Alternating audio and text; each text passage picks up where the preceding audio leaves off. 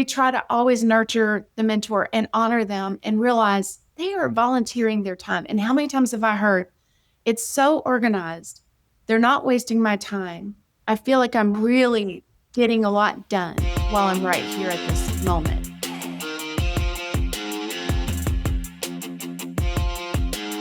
Welcome to the How Leaders Think podcast, the show that transforms you by renewing your mind and giving you new ways to think. I'm your host, Kenny Lange, and with me today is the Dena Petty. She is the founder and director of Mentors Care, a nonprofit organization she founded back in 2009. So she's been at this for a hot minute. Their mission is to provide at-risk high school students with the guidance they need to graduate and reach their full potential.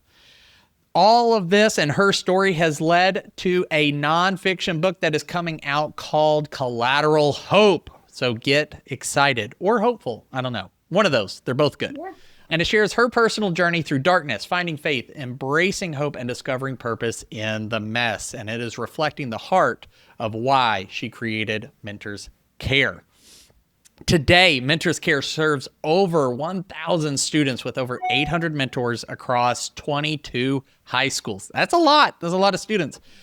And she is committed to growing the program even further to continue changing lives, one student, one mentor, and one story at a time. Welcome to the show, Dena. Wow. Thank you, Kenny. That was awesome intro. Thank you. I'm hyped up. The caffeine and coffee are fully flowing. Great. So I'd like to say I'm not responsible for anything I say from here on out. I suspect you don't really need all that caffeine. I think you're naturally that way. That is true. So I think caffeine has like an opposite effect on me. It's actually more calming. I think that's, I don't know, like an ADHD thing. Who knows? Yeah. It's science that I don't fully understand. But I'm excited to have you here with me today, Dena, and tell me what is on your mind. Well, just how important it is, the work we're doing. I know everybody is busy doing their thing, but I am so passionate about the work we're doing with Mentors Care because it's evident to everyone that there's a lost culture of kids, that there's a whole generation that are raising themselves or one another without really having those good, solid people in their lives that are the foundational families, people in their life to help them. So we have kids that are truly searching, truly lost, and we've gotten away from our fundamental beliefs. And so therefore our kids are making some really bad decisions. They're believing a lot of lies. And honestly, I would say what I've seen, 85 to 90% of our kids, it's really not their fault. They're just doing what they know the best they can. I would say 10 to 15%, that's been my observation across the schools, just make bad decisions. And it's great to come alongside with a mentor that can reiterate what the families are teaching them, and it's good advice. And they just have made some bad decisions. They're being goofball teenagers. That happens. But a lot of our kids just do not know fundamental beliefs and understandings of what it takes to be successful in life. What does it mean to be a successful person? And then bottom line, it comes down to relationship. They're starving for relationship. And what I have found is if you can have that buy-in with the student, that they can build a relationship and truly trust the person that is meeting with them, they're going to watch, learn, and soak up what you're teaching them. But you got to have that relationship first. 100%. I have a pastor who reiterates all the time, more is caught than taught. and I think that applies here. Anytime I see a cause, even a business, which, I mean, nonprofits are business, that's a different podcast for another day. Okay. But it always makes me wonder what led to the need for an organization like this, or a business, or a product, or a nonprofit. What have you observed? You've been at this since 2009, and we're recording here in the year of our Lord 2025. What is the thinking, the current thinking, or the prevailing wisdom that has led to a situation where an organization such as Mentors Care is necessary in our world and in our community? Well, I'll go back to how I started because in 2009, I was doing some volunteer work at a high school, and the principal noticed that I really loved the kids and just especially the at-risk kids. And he offered me a job, and it wasn't a fit. And then he said, what we really need is a mentoring program. And based upon my past, and we can get into that, but I was like, oh my gosh, I would love to do that. That is incredible. And what I loved about it too is that my heart has always been with the kids who were teenagers about to launch into life. And there was little to nothing available for that age group. And I felt like that was triage because you got a chance to come into their life, not solve all the issues. You can't change the past, but you can help them figure out, wow, I could go here, I could go there. If we get into that moment in their life of when they could make those major decisions. And there really weren't many programs for kids at that age. At the time, there were a lot of programs for the younger kids. You had Communities in Schools, which is a great program. Big Brother, Big Sister, great program, but they age out at 14. There were some others. But most of the programs for the older kids would just die off. And so there were... Why do you think that is? I think there's a lot of different reasons. And one of the reasons I feel is that there hasn't ever been the emphasis on mentoring and just mentoring. It usually fell under the umbrella of a lot of other things. And they said, okay, let's throw in mentoring. For Mentors Care, this is all we do. And so I think it's part important. I think it is that pivotal to actually changing lives that this is all we're going to do. We're going to be excellent at it.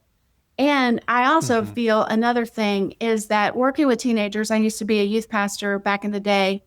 And I just noticed that if there was at-risk kids, that's pretty intimidating for a lot of people to work with.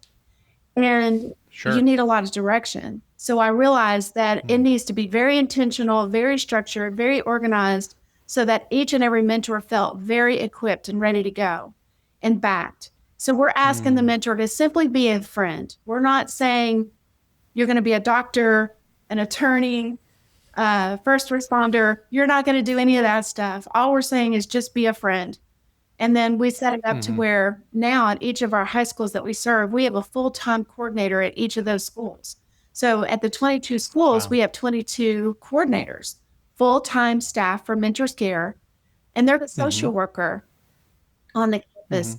So what they do is number one, the most important thing is recruiting mentors, one for every student, training, equipping, getting applications, matching the student and the mentor. They go and we have a referral process for the students who are in our program, referred by the school. And then they make sure that they're meeting every week because that is the magic, is the one-to-one meeting of the mentor and the student.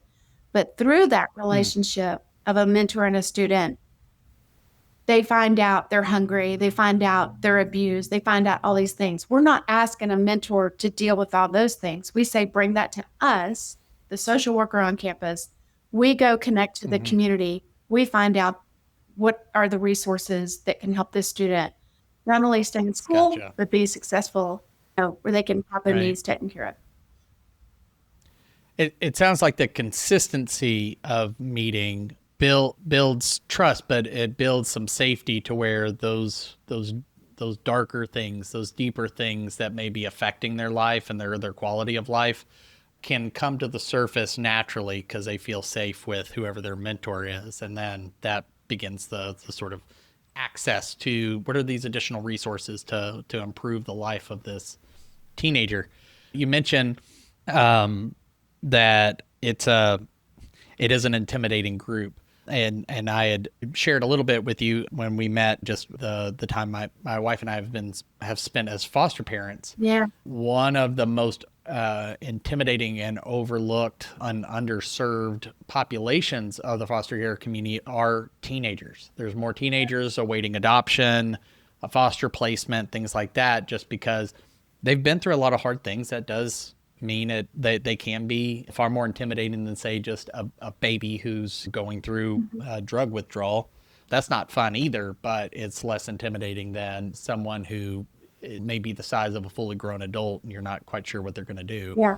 So seeing an underserved group and stepping into that, one, I think takes courage, but I think it also takes like a real feeling of being called. Like you don't just flippantly step into something like that. So can you talk a little bit about your decision to step into that and then remain there? And we can get into the skill part, because that's an important thing as well.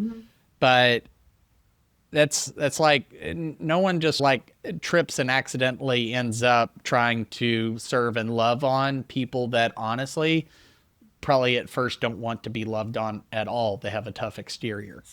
They have a hard shell, and it's because it's a way to survive.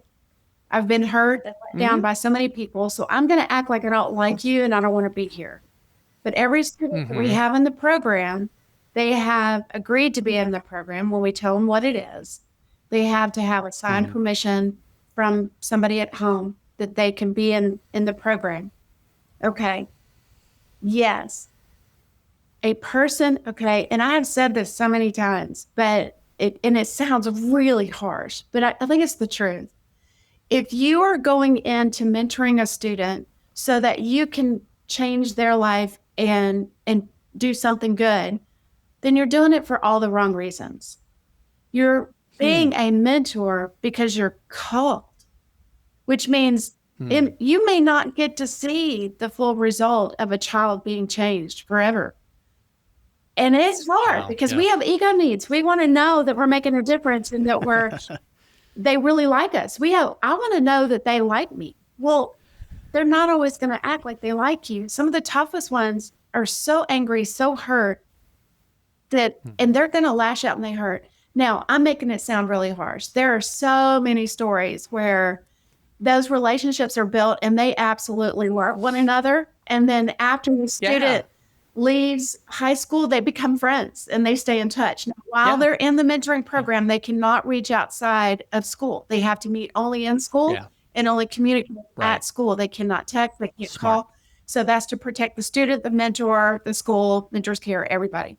So we have a lot of talking points to help the mentor in that relationship. So when I say that it's really hard to work with teenagers, it is, but we've structured it so that you've got a person who's a full-time coordinator that's there to handle any of those major conversations or things that come up. You have curriculum that's going to help you in your topics every time that you meet every week. You have your grades and your attendance to hold them accountable, gently nudging them. Let's turn in our word. Let's show up for school. They're trained. All of our mentors are trained. And then they're constantly given supports. And then we just also wrote a mentor guide.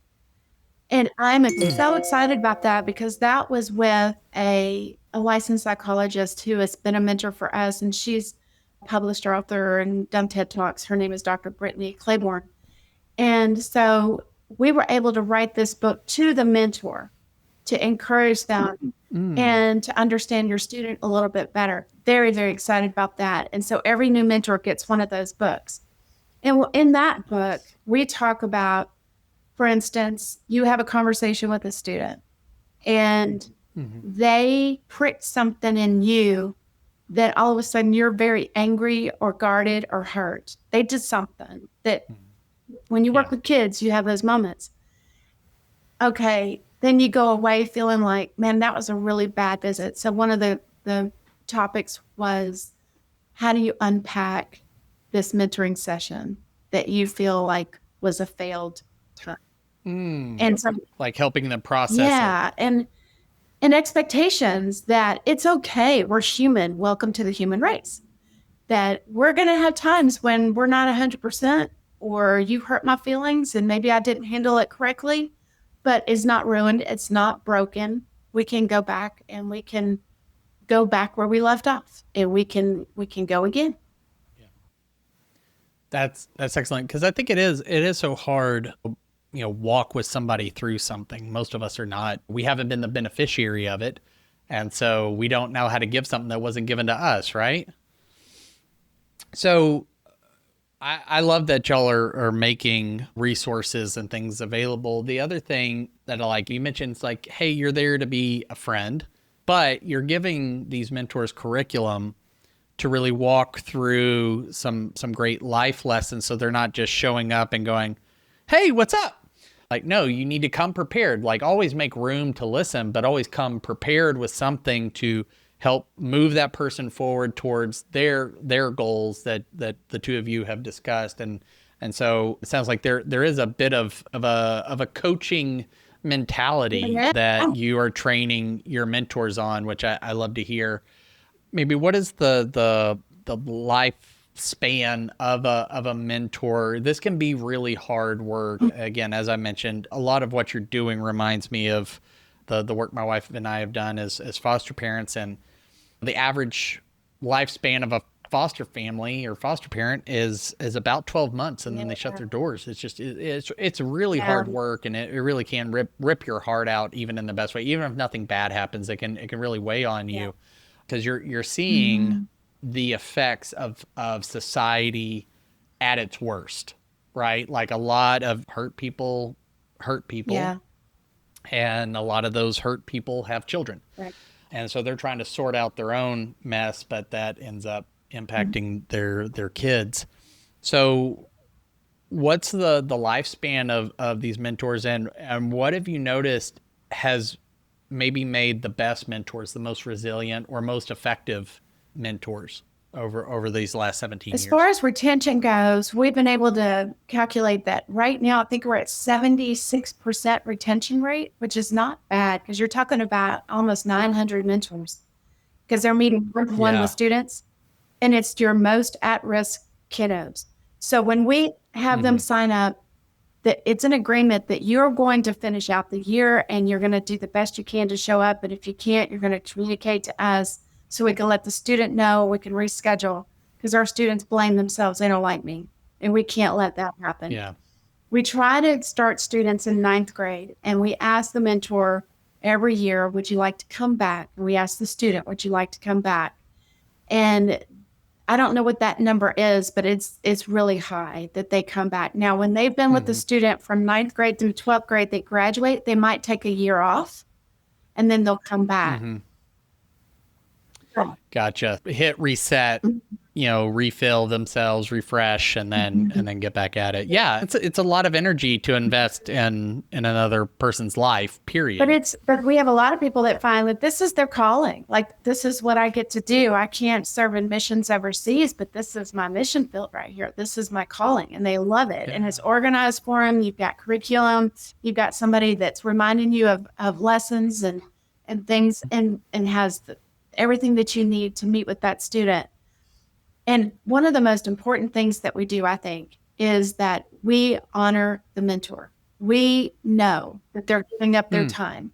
So we always try to honor their time, to remind them of their meeting. We remind the student, it's like herding cats. They could take a note, hey, I'm meeting with the mentor next period, and they forget, putting it in their pocket and go on. Anyway, but we always try to honor the mentor's time.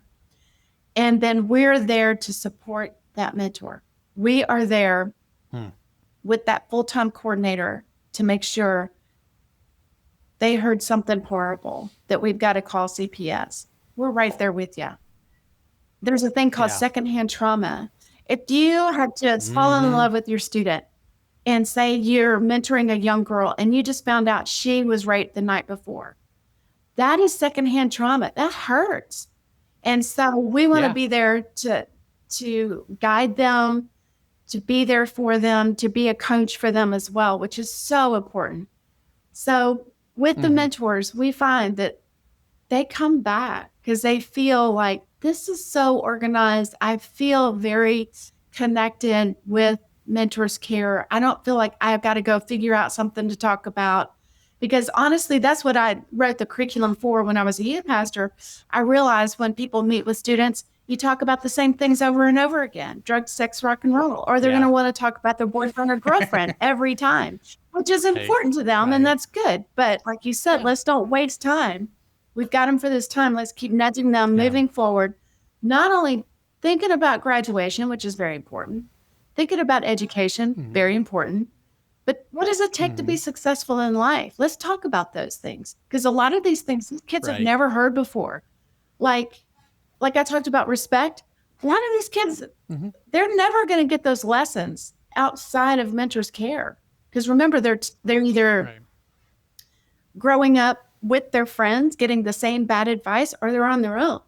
And so they don't know Right. any better. And they're just repeating what their families have done. And so generationally, these are failed philosophies and beliefs that aren't serving these families well to be successful in life. And then we move them Right. into thinking about the future. What are you interested in? What are your gifts and talents? What do you see yourself doing? And then we try to help them fill out the applications. And then we have pathways. We have over 30 businesses that will hire our students. If we recommend them, they'll interview them. These are students Wow. that cannot go to college, junior colleges. They got to go to work. And these are businesses that say, give us your kids that aren't going to go and let us train them. And then they can have a career moving forward with us. And we train them. So it's pretty fantastic. powerful. Yeah. It sounds like a lot of the success and even the longevity, because as you and I were talking before, the most nonprofits have the same longevity or success rate that for-profit businesses have, which 80% are not making it past year 3. And here you are, that's years going into year 18. It sounds like a lot of that success comes from investing in the people who are investing in your audience or your target of your cause or the beneficiary of your cause. Has that always been clear to you? Because one of the things I hear a lot in the nonprofit community, it could be general nonprofits, it could be churches, technically are nonprofits, but they fall into this category of, you have these great volunteers, they feel really called and connected to the purpose and the mission and the people, but they end up feeling used up. Yeah. And like, no, but the kids matter. You don't matter so much. Like, you just like focus on that. When did that crystallize for you that you said, no, this has got to be something important for mentors care, that we not only are mentors who care, but we care for mentors? So early on, it was incredible. I tell you what, I've had a couple of people that are world-renowned authors and speakers, and they know mentoring all over the planet. And they said, y'all are it. Y'all won. If you look at all the studies of how mentoring should be done, y'all are doing it. But all the studies show that it can't be done the way you're doing it, but you're doing it. And I think that's key, what you're saying right there, is that early on, I figured out, I studied some other nonprofits, how they got away, the mission drift, how they get away from their mission. And one thing was clear. Mentoring is it. We're going to clear, crystal focus, just like a sermon. I'm going to tell you what I'm going to tell you. I'm going to tell you what I'm telling you. And then I'm going to tell you what I just told you. It is clear throughout the whole sermon. You're going to walk away. Mentoring is this important. I'm not asking you to do anything else but be a friend. And then you have that support. I think that's the thing. And then we try to always nurture the mentor and honor them and realize they are volunteering their time. And how many times have I heard, it's so organized. They're not wasting my time. I feel like I'm really getting a lot done while I'm right here at this moment. Can you say more about that? Because I think I don't think enough people catch on to that, is when you have volunteers, I think there is a tendency, and I've probably been guilty of this too, in running volunteer teams at, say, my church or something. But, they owe it, like they should be compelled by the cause, and then that's why they're here and they're giving their time. But you talk a lot about honoring the mentor, being organized as a form of respect and of honor. Can you say more about that drive or that principle or that value of, we are going to be organized on our end as a show of respect towards those who volunteer with us, or even those who may be paid staff? Can you talk about that? Everybody deserves excellence. We're not going to do anything halfway. Everybody's time is valuable. We're not going to do it halfway. We're going to do the best we can to make sure that student's at school. Now, we're dealing with people, so it's messy. So we train them to understand we're doing the best we can. This is what we're going to do to make sure if you're giving us an hour of your time, you show up, we're going to make sure the student's there, that you have your binder ready to go with your grades, your talking points, the attendance, your spot is ready. So we check attendance for the student. If you cannot meet during this time, just communicate to us. We're going to reorganize it. We're not asking them to organize it. We're just saying show up. And that's the thing right now. Everybody's so busy in the work world. I want to volunteer. Yeah. And I think it's so beautiful because they're driven because they see in their own communities, there are students who are lost and struggling. They get it. They see them. They know it's happening. I want to do, but I don't know how to do that. The schools are saying, we have a whole population of students really struggling. They need more than what our teachers and administrators can do because we're so busy trying to keep the kids between the ditches. The ones who were constantly running into the ditches, we're trying to educate and we're having to go chase so we need help. So we're saying, give us the kids. Right. We go find those mentors who say, I got an hour once a week, as long as you're honoring my time, and you equip me, I could be a friend. And so it's working. So each of our high schools, we have on average 50 to 60 mentors at each of our high schools that we serve. And so we have those 50 or 60 mentors, students who are your most at risk. And these are your students. And I didn't go into that. I'm getting a little off topic, but students are identified as being at risk. You have your state at-risk indicators. We use those. Then we have Mentors Care at-risk indicators. So the state at-risk indicators moved a lot, single parent families, behind their peers in grades, all those things. Then there are other indicators like bullied, cutters, suicide ideation, depression, have lost family members. All of those things make them at risk. And so you do an intake of a student that's been referred to us by the school. They have to be referred. Then we do an interview process with the student to see if they're a good candidate. Then that permission form goes home with them. We go find the mentors. We recruit. We have a whole staff and team of people that go recruit the mentors. We do the background checks, the references, the application. Then there's a training. Then we match the student and the mentor together and they start meeting. So all of that is super intentional to make sure that if you're saying, yes, I'm going to give my time, I want to make sure that it's really, truly a student that really needs me, not just somebody that just wants a mentor. So you have an opportunity to really step into the life of somebody who really needs help, who really needs somebody, and they're lost. And honestly, if they didn't have a mentor, how many times have I heard, if I didn't have a mentor, I don't know where I would be.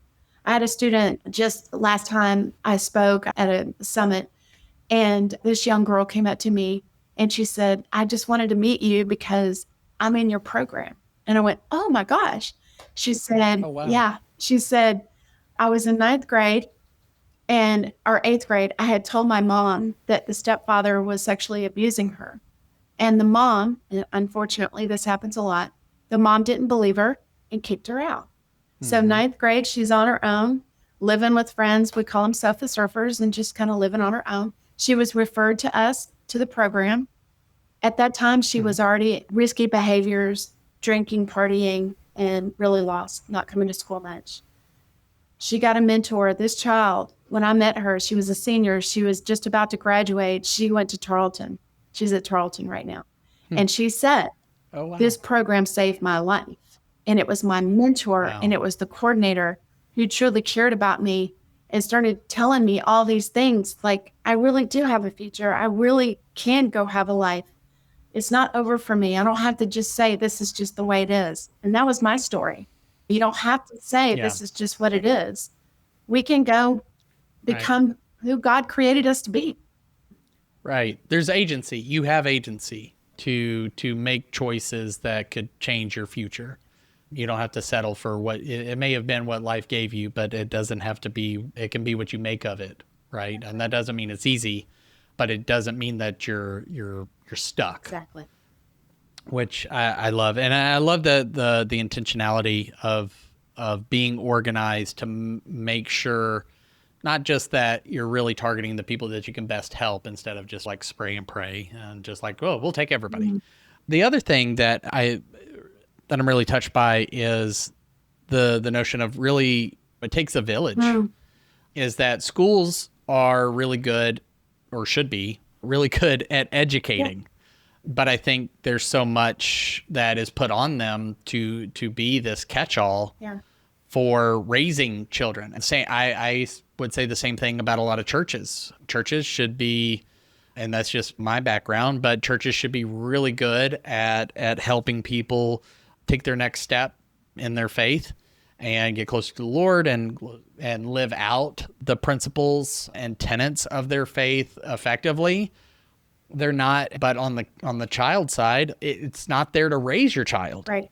It should be a positive influence, but it's not there to raise. And so it takes many different people. And so there shouldn't ever be the notion of a one-stop shop for any of us. And I think that applies even for us as professionals. And so with that being said, what have you tapped into? Obviously, the leader you are today is not the leader you were in 2009 when you started, right? Like you looking back, you can go, man, I did not know this. I didn't know this. I didn't know this. I know it now. What resources have you tapped into that have helped you rise to meet the challenges of a growing nonprofit? Like what has become your village to level up your leadership so that you can meet the needs and the demands? So I had mentors in my life throughout my life, and that's why I believe in it so much and continue. So I've had people all along the way that I would just sit at their feet and ask a ton of questions. And then I would go research it and try to figure out if this is right. A lot of prayer, but there was a lot of people that came in, the perfect person at the perfect time. And one of the things that I think is my strength is realizing how weak I am and I'm really limited. And so there are people way smarter, way more equipped, way more educated than I. And they want to be a part of this movement. And what I don't want to do is hurt them in any way from being all that they are called to be in this movement. And so I don't feel like Mentors Care is mine. I feel like it's all of us. This was the scripture, therefore I cannot boast. I can't boast about a thing. I feel like there's just been so many great people that have come along and said, man, this is great. I get it. This is what's needed. I didn't invent mentoring. I just really put the pieces in place from what I've learned from other people's mistakes to make sure, let's make it this way. This is excellent. Let's keep building on this. And let's don't sway it away from the focus. This is the focus. Yeah. This is who we are. And never lose focus that is not about the organization. It's about the individual student. And that's why this year our theme is inspire the one, get back to the one. It's about inspiring the one-to-one. And you said this earlier, and this is so true, what we've really tried to do, it's not just that we're inspiring the student, we are. It's not that we're inspiring the mentor, we are. It's not just that we're inspiring everyone that is employed by Mentors Care, we are constantly. We're also inspiring the community. I've had school board president, a couple of times they've done this, but I'll never forget this one. He said, I just want to go on public record to say, this program is not only changing kids' lives, it's changing our whole community. Because people are finding out what the schools are dealing with and what their challenges are. We're getting them into the schools and they're partnering with the schools. And then they're finding their mission and being involved in community, whereas they probably wouldn't have known how to be involved, like I said earlier. Wow. You've really helped expand what sort of villages come around these kids and the school systems just by the virtue of what you're doing and the visibility you've gained over the years. Yeah, and I want to go back to one thing that you were pointing out about how you can lose focus. Educators are there to educate, reading, writing, and arithmetic. That's why they went into this calling. I'm really good at math. I want to teach math. but they've had to be so many other things. There's a report called the Balmer Report. And it was a study that was done that it showed how much exponentially has the burden has been put on the schools. It started with the 1900s.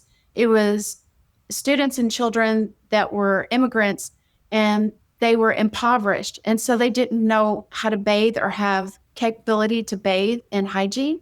That was one of the things the schools did. That was the first thing that the government placed upon the school, besides reading, writing, and arithmetic, was hygiene. I think there are over 120 things now, mandates that come from the government that are asking the schools to handle, which really, almost all of it should be coming from home. It should be coming from family. But as long as the families are breaking apart, as long as parents are not being parents, or students are making super bad decisions based upon their peers and social media and the phone, which has been such a huge impact on kids, they feel like the burden should be on the schools. I disagree. I think I would disagree as well. But I get it. I get it why it started in that trajectory. But let's get back. Let's get back to community and individuals and families. And if you get, I'm sorry. Oh, go ahead. Go ahead. Well, and I feel very strongly about this. This is really important. Because if you get back to community the way it used to be, you had small community where everybody knew one another. And so you would have the women that would be quilting or shucking peas or whatever. They all get together and help each other. The kids are all running around, and the moms are all disciplining each other's kids. They're all helping one another. Okay.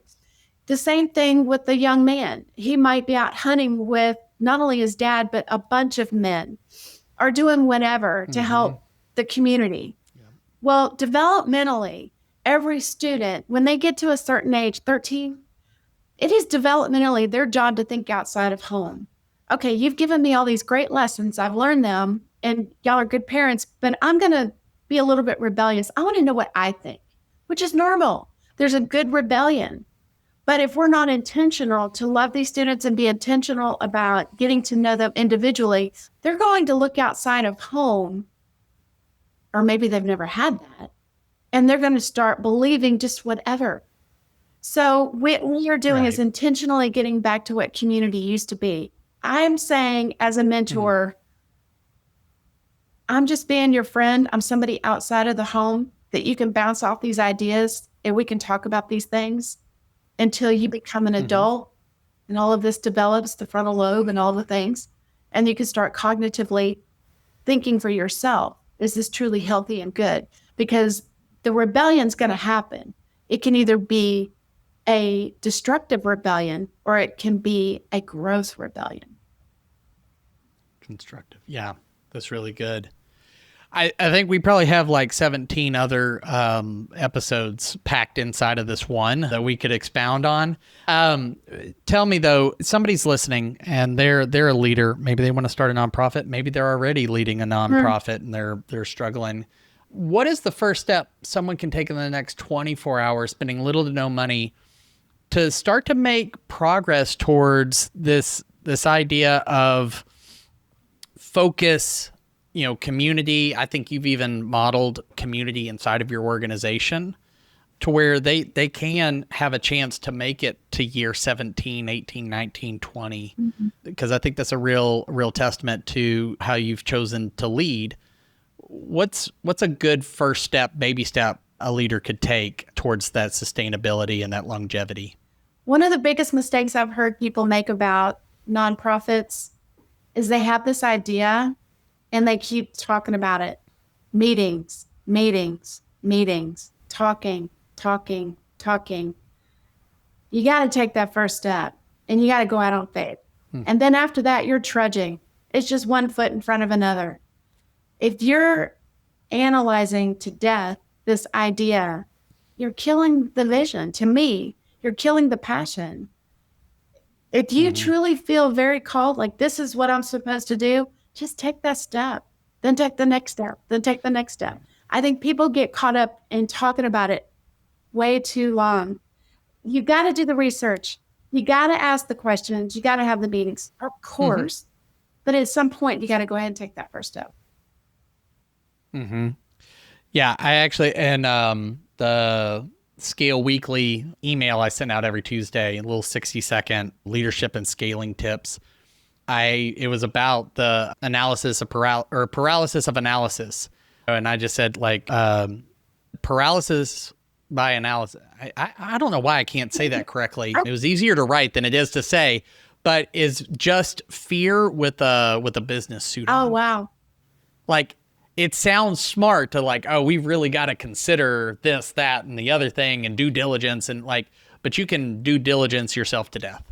So I love that. Like sometimes you just got to move. You got to GSD. You just got to, we'll say, get stuff done. But you gotta take that step. So I love that.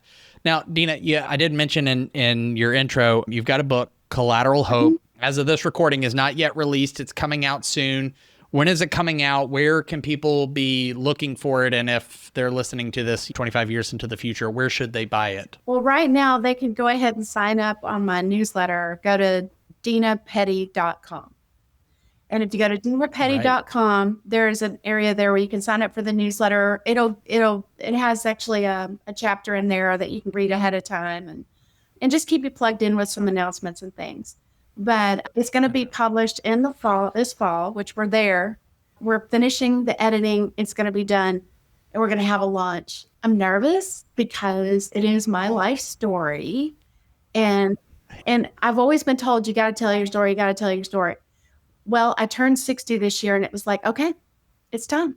It's got to happen, and it's hard to go back and relive some of this stuff. And I was reminded of some things. And it was painful, but I think it's so important because the ultimate goal is that there were so many collateral things that happened that could have been collateral damage that actually it brought me to this place that I'm proof that there's hope no matter what. And out of it has been birthed this incredible program that is changing lives, and I get to be a part of it. And so would I do it all over again? I think I would. And so I have to put it all in a book, tell my story, and hopefully inspire. It's inspiring the one, and that's my hope and prayer. Yeah. I love that. If people want to know more, connect with you, or know more about Mentors Care, where should they go? It's mentors.care. Yeah, it's that easy. So we have our website, and there's a place on there that you can contact us, and we would be more than happy to talk with you. And if you want to talk with me personally, I would go to my personal website, denapetty.com. And I will be speaking more on Inspire the One and, of course, the book coming out. And yeah,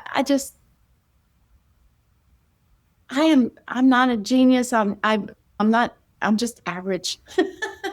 I think I just showed it. No, but I think you have a lot of hard-won wisdom, and I appreciate you sharing that. And we are going to link up the website, the email, all of that is going to be in the show notes. So if you're listening and you say, hey, I'd love to grab the book, or I'd love to connect with Dena, we'll have LinkedIn, Instagram, all of that is going to be out there so that you can find her and connect with her in the way that makes the most sense. Because if you can't tell, she loves to help people, and she is a giver. So reach out, connect, and I'm sure you'll be better off for it. Dena, thank you so much for spending some time with me today. This was a great conversation. I hope to have you back in the future. I had a lot of fun. And to the listeners, thank you. We do this for you. Like Dena and I, we have fun, but we're talkers. We're listeners, but we're talkers as well. But for you, the listeners, whether you're on YouTube, Apple Podcasts, or I almost said Shopify, but I meant Spotify, I appreciate you. This is why I make this content. If you would like, rate, review, leave a comment, subscribe, whatever the right button is on your platform of choice, I would appreciate you taking some action. And also share your thoughts, share your ideas. What do you like? What do you not like? What do you want to hear more of? Are there topics that you would love to hear some really cool and innovative thinkers on? I'd love to reach out to those people. If you have suggestions of folks, I'd love to hear that as well. I do read through the comments. I'll reply as fast as I can, but also your interaction with the content gets us in front of more leaders like you who are just trying to take their next step. And it's a free and easy way for you to help other leaders that are on the journey. But until next time, change the way you think, you'll change the way you lead. We'll see you.